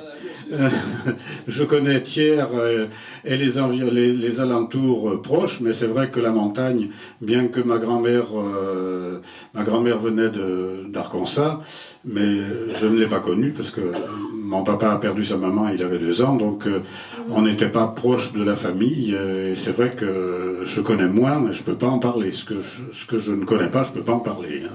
Voilà. Alors il y a d'autres fêtes aussi dans la région, à Courpierre, une grande fête, c'est la Rosière. Hein. Oui. Oui, Serge. Simplement pour appuyer ce que disait Hubert, mes parents étaient aux entrées une année, ils faisaient les encaissements, ils ont fait 1000 francs de recettes, c'est-à-dire 1 franc par personne. 1 franc, ah oui. Donc, le meilleur des années, il y a eu 1000 personnes qui venaient à cette 1000 fête. Oui, ouais, c'est énorme, hein. Oui, c'est sûr. Hein. C'est sûr. Ben, c'est un peu l'équivalent de ce qu'on avait pour les kermesses à Escoutou dans les années 50-60. Quand on voit les photos, c'est énorme la population, le monde que ça pouvait attirer. Et c'était tout simple, c'était des jeux tout simples. Hein. Mais bon, les gens avaient besoin de se divertir aussi. Parce qu'on sortait de 10 ans après la guerre, là, c'était pas encore bien formidable, hein, même dans nos régions. Hein. Oui, Jean-Paul. Fais attention au micro quand même. Ah oui. Pour rester dans la fête, je reviens quand même à la Sainte-Éloi des Gogues, parce que c'était vraiment une fête. Oui, oui. Pour ceux, il y en a plein ici, hein, qui savent, qui ont connu, qui ont participé, il faut savoir quand même qu'ils avaient osé, il n'y a pas si longtemps, faire une course de cochons. Oui, qui partait de la maison Conchette, là-haut de la rue Conchette, pour arriver jusqu'à la Nationale en bas. Vous imaginez la scène, hein, de nos jours, ce que ça donnerait. Il n'y a pas, c'était pas la guerre 14, hein, c'était bien après. Et bien ça a existé. Et on a échappé, parce que j'étais à l'office de tourisme à l'époque, on a échappé au plus gros mangeur de boudin. Ça aussi, c'est distingué, hein, c'était vraiment très, très, très, très bien. Il faut se souvenir qu'on tuait le cochon dans la rue, et on le tuait là-bas, dans la rue des Vieilles Écoles, au fond, on le ramenait, on le dépeçait, etc., etc. Je vous raconterai d'autres petites anecdotes tout à l'heure, mais je crois que notre Michel veut passer à Courpierre, c'est ça? Non. Ah non, il veut pas. Non, simplement. Bon, pendant que je prends le crachoir, je vous en dis une autre. Oui. Allez, une petite histoire qui est arrivée à La Roche. Vous savez, La Roche, c'est à côté de Tarentais. Hein. Les gens de Tarentais sourient, n'est-ce pas? Bien. Et bien voilà ce qui s'est passé ce jour-là, c'était une fête. On avait convié à l'occasion de cette fête, c'était pour le retour d'un poilu, c'était donc juste après la guerre de 14 pour le coup. Et il y a un petit garçon qui allait assister au repas de la fête, et le monsieur il avait une jambe de bois, c'était une jambe de bois. Et alors, on avait fait la semence au petit garçon en lui disant « Et s'il te plaît, tu n'abordes pas la jambe de bois, tu ne parles pas de tout le repas, tu ne parles pas de la jambe de bois. Tout se passe bien, petit garçon, nickel, mais enfin quand même, ça commençait à le démanger un petit peu, la fin du repas arrive, et là il dit, est-ce que je pourrais parler de l'autre jambe?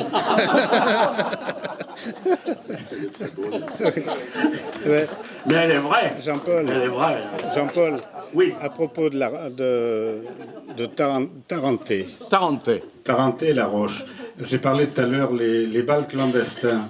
Eh bien, il y a quelques années, Jacqueline Brebion, qui habitait à La Roche, m'expliquait, elle me disait, ah, si vous saviez comment s'est amusé pendant la guerre, on n'avait pas le droit de danser. Elle me disait, il y avait votre papa, il y avait Gérard Sassagne de Chappet, mon cousin. Il y avait tout un tas de jeunes, et on allait à Tarentais chez Jean Doury, parce qu'il avait un gramophone, hein, et on dansait, et elle me disait, vous savez ce qu'on mangeait? On faisait une soupe de rutabaga. Mais on dansait toute la nuit et on était bien tranquille. On a passé du bon temps. On avait 20 ans, on a passé du bon temps malgré tout. Alors, Tarentais, c'était alors au château de Tarentais. Oui, Tarentais sur la route d'Escoutou. Oui, sur la route d'Escoutou. Oui, oui. Vas-y, Jean-Paul. Vous en voulez une autre petite? Oui. Alors, ça aussi, c'était la fête de la Vaillante à Thiers. Vous connaissiez la Vaillante, vous connaissez le patronage de la Vaillante, vous savez où c'est, en montant là, par la Russie avant que ce soit les États-Unis, enfin, on s'en fout. Et alors, bah oui, et alors à la Vaillante, donc il y avait un spectacle le dimanche après-midi, et il y avait une pièce de théâtre qui allait être jouée donc là dans le cadre de la festivité de la fête. Et il y avait une certaine Toinon. Ça vous dit quelque chose, la Toinon? Eh bien oui, ça vous dit quelque chose. Eh bien, la Toinon était une vieille demoiselle quand même. Hein. Oui, quand on l'a connue vieille. Enfin, moi, je ne suis pas connu. Hein. Et il se trouve que la pièce de théâtre, c'était une pièce de théâtre d'un illustre inconnu, où il était question d'un départ aux croisades. Et la vieille demoiselle, qui faisait le catéchisme, qui faisait un tas de choses, puritaines, enfin, etc.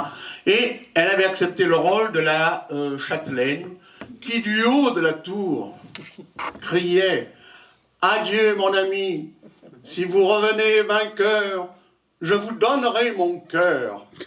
Et à ce moment-là, il y en a un qui s'est levé dans la salle derrière et qui a crié « Et si tu reviens vaincu ?» Ah oui, ben oui, vous me pardonnerez.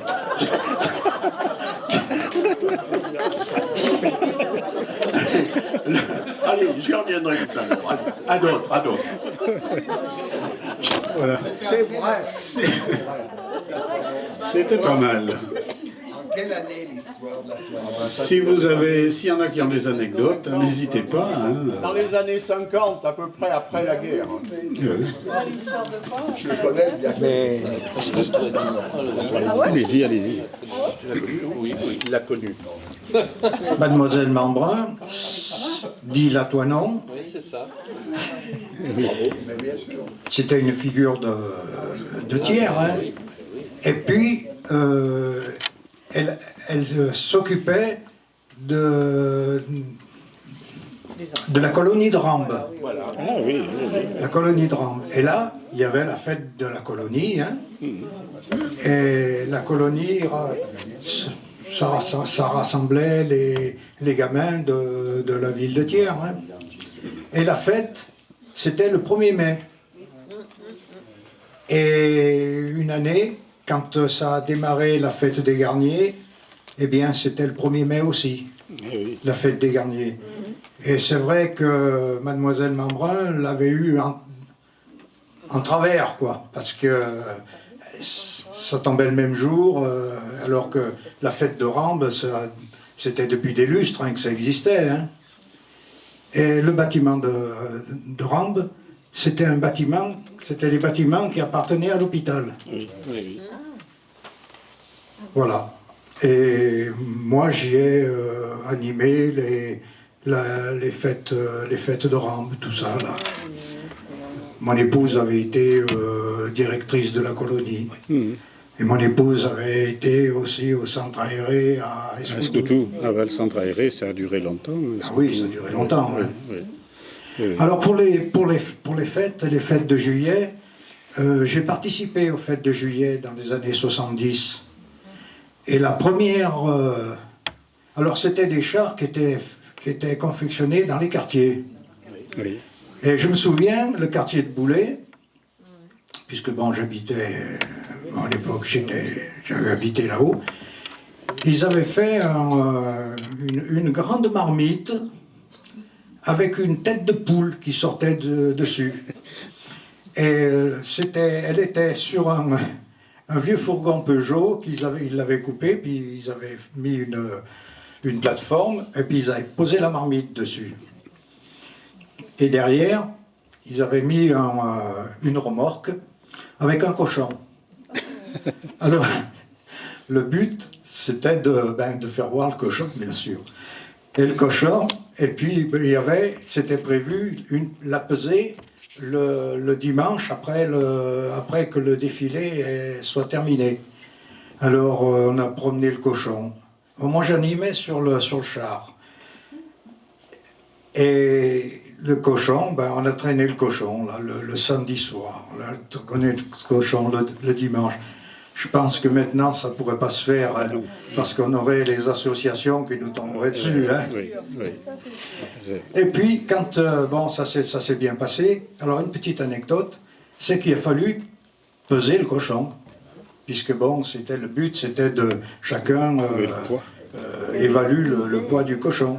Alors, c'est sûr que de l'avoir promené pendant 2 jours, peut-être que le poids aurait certainement dû changer entre le samedi et le dimanche. Bon, alors, peser le cochon, on est allé le peser à Dorson, chez Genet, chez la famille Genet. Et puis, bon, on monte le cochon là-haut sur la place chez Pio, là-haut, Pio Pneu. On ouvre le cochon, on ouvre la remorque, le cochon, il s'en va, il descend la rue de Lyon, et tout le monde derrière, à courir après le cochon, et il descendait, plus loin de chez Sauvagnat, tout ça, là-bas, hein, et ça y allait. Hein. Et puis bon, ils ont remonté le cochon quand même. Hein. Alors ça a été mourir de rire, quoi, ça a été... Ah ouais. Moi j'ai une anecdote comme ça, mais c'était un sanglier. C'était un scoutou. À une certaine époque, on faisait des tirs aux pigeons et on avait organisé un tir aux pigeons au Gilibert, là, vers chez Bernard Sauzet, là-bas. Et on avait le premier prix, c'était un sanglier qui devait faire bien 80 kilos. Donc on va chercher le sanglier dans un parc du côté de Tréziou, là, on achète le sanglier, on le ramène au Gilibert chez Bernard, dans une ancienne écurie de cochons. Bon, tout se passe bien, on lui met à manger, voilà. Le tir au pigeon a lieu le lendemain, pas de problème. Et puis, celui qui gagne, il a gagné le cochon, le sanglier. Et puis, on va chercher le sanglier, on voulait lui faire voir, mais quand on est arrivé vers l'écurie de cochon, il n'y avait plus de sanglier. Il avait mangé la porte, il était parti. Alors nous voilà bien embêtés, parce que c'est le premier prix, on dit qu'est-ce qu'on va lui offrir? On ne va pas aller racheter un autre cochon, mais enfin ça nous a coûté le prix il a fallu lui donner le prix du sanglier, quoi, en fait. Hein. Mais on ne l'a jamais retrouvé. Hein. On ne l'a jamais retrouvé. Et alors, c'est une anecdote, mais c'est tout à fait différent. C'est pas de la fête, mais c'est ce qui se passait dans les quartiers. Mon père était agent d'assurance rue du Rôle. Il avait son cabinet d'assurance rue du Rôle, et dans la rue Alexandre Dumas, il y avait plein de commerçants. Il y avait Bernard, que l'on nommait Casse-Montre. Il y avait même un certain Jean-Paul Goudefanja qui était antiquaire, un peu plus haut. Il y avait M. Tachon, il y avait M. Croquembête, qui était cordonnier, et puis il y avait le bistrot Raffi. Et le matin, tous ces gens-là allaient boire un petit coup chez Raffi, peut-être pas toi, hein. Non, mais ils allaient boire. Non, mais vous allez voir, c'est explosif, mon affaire. Ils allaient boire un coup chez Raffi. Et alors, Croquembête, Tachon, tout ça, Bernard, enfin tous les gars du coin, ils racontaient leurs petites histoires, leur vie et tout. Et puis Tachon, qui n'était pas farceur, dit à mon père, toi qui fumes, tu n'aurais pas un briquet qui serait vide, enfin qui serait fini?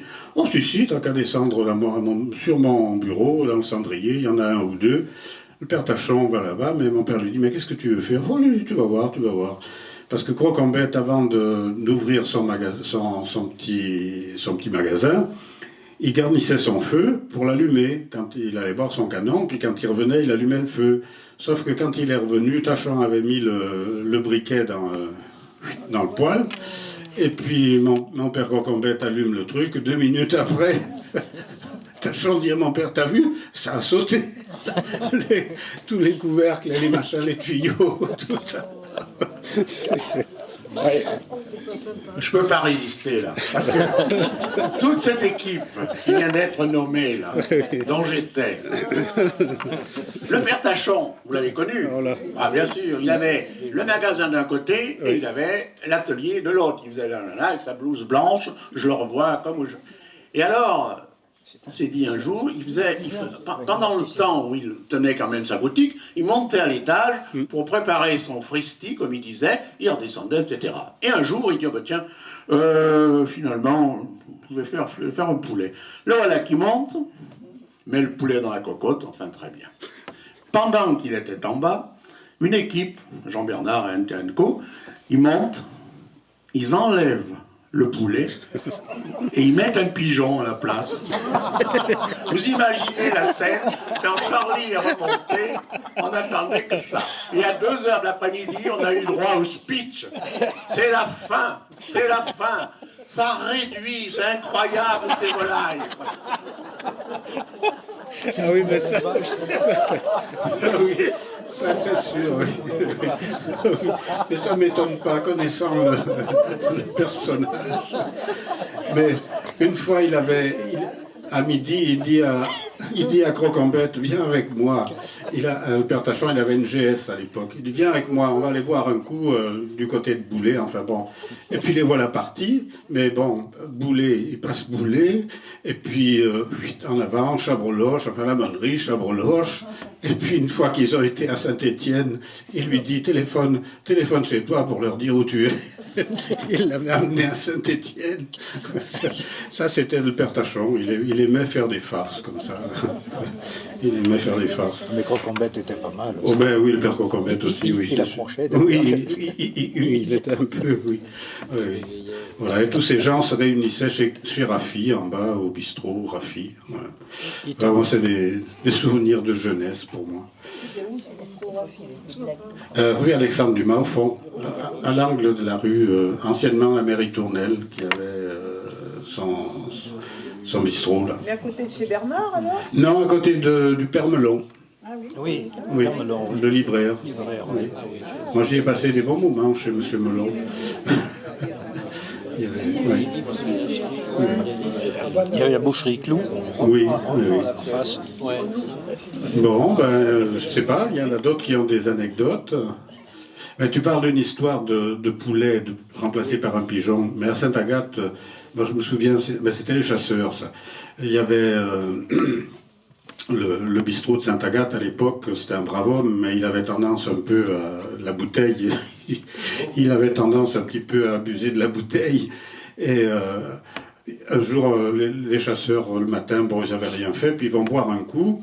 Et puis, dans la cuisine, il y avait une grande marmite avec de l'eau, je ne sais pas ce qu'ils voulaient faire, mais enfin, il y avait une grande marmite pleine d'eau qui commençait à bouillir.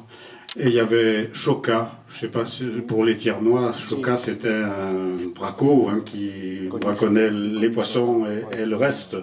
Et Choca avait tué un corbeau. Et il dit, tu vas voir, on va lui faire une farce, parce que le gars du bistrot il commençait à être un peu fatigué. Ils lui ont mis le corbeau, mais pas plumé, dans la flotte. Ben, je peux vous dire que ça sentait bon Quand on est repassé un moment après, ça sentait bon dans l'établissement, je ne vous dis pas, hein, il n'était même pas vidé, ni rien, hein, le corbeau. C'était des farces comme ça qui se faisaient chez les gens. Ouais. Voilà. Je ne sais pas si... Jean-Paul, encore une deux. Allez, la dernière. Encore une.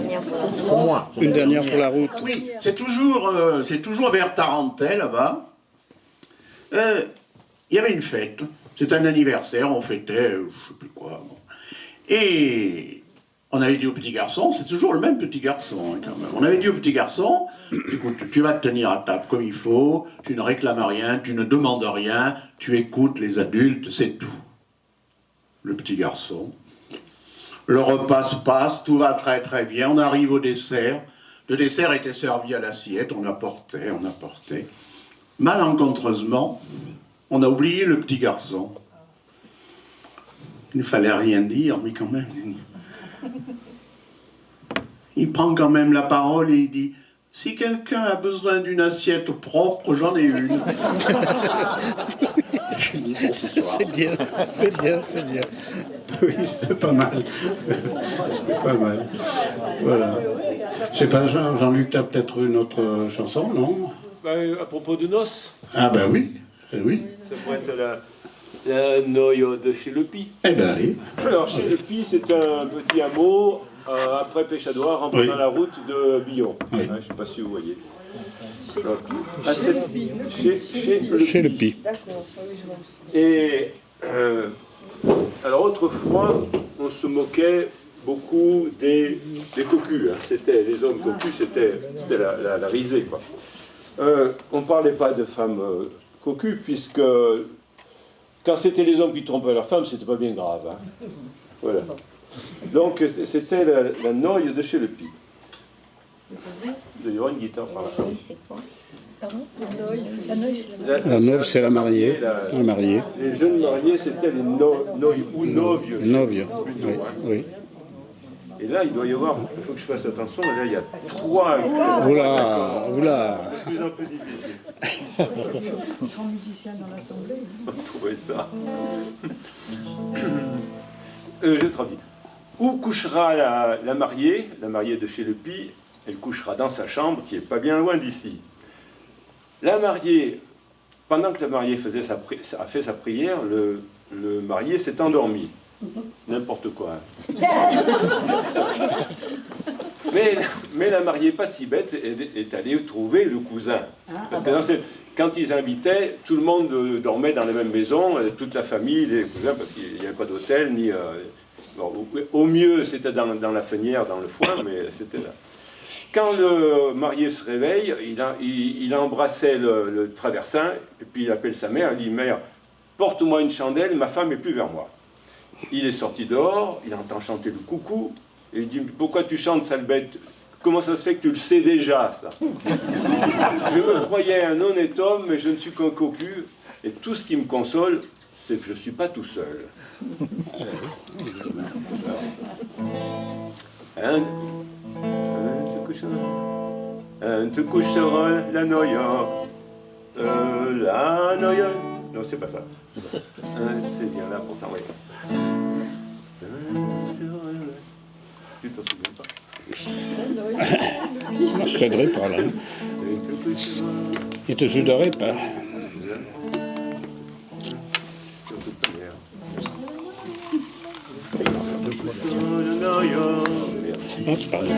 La noye de chez Le Py, te couchera la noye de chez Le Py, la couchera dans sa chambre, à qui pas bien rien d'ici.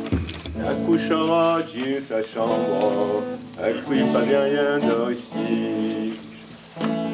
La noye faguet sa projeira, le noye s'endermiguait. La noye faguet sa projeira, le noye s'endermiguait. Mais la noye pas si bête, ça va attraper son cuisine. Mais la noye pas si bête, ça va attraper son cuisine. On va faire un petit peu plus vite, sinon on n'y est pas encore. Hein. Quand la noye se réveille, embrasse le chavet. Quand la noye se réveille, embrasse le chavet. Ouais, reporte la Chantal, va faire ni pu et me. Ouais, reporte la Chantal, va faire ni pu et me. Sortiguet de fort, un temps chanter le cocu. Sortiguet de fort, un temps chanter le cocu. Chante, chante, ça la bête, l'oyote a déjà sa bu. Chante, chante, ça la bête, l'oyote a déjà sa bu. Me creusant une honnête homme, pas une c'est ma qu'un cocu. Me creusant une honnête homme, me c'est ma qu'un cocu. Ma tout ce que me consolant, à qui qui ne sait pas dessus. Bravo.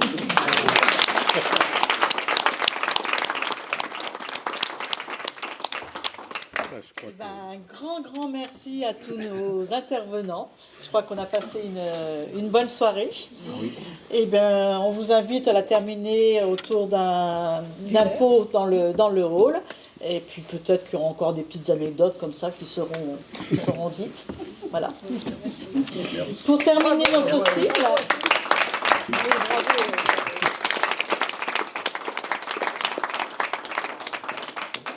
Un dernier petit mot pour terminer notre cycle sur la fête, notre printemps sur la fête. La semaine prochaine, le 6 mai, on aura une pièce de théâtre qui s'appelle Trouble Fête, une petite compagnie qui vient de l'Allier et qui sera à Espace, puisque on peut à nouveau occuper la salle du bas à Espace. Donc rendez-vous le 6 mai à 20h30 à Espace. Voilà. Très bien.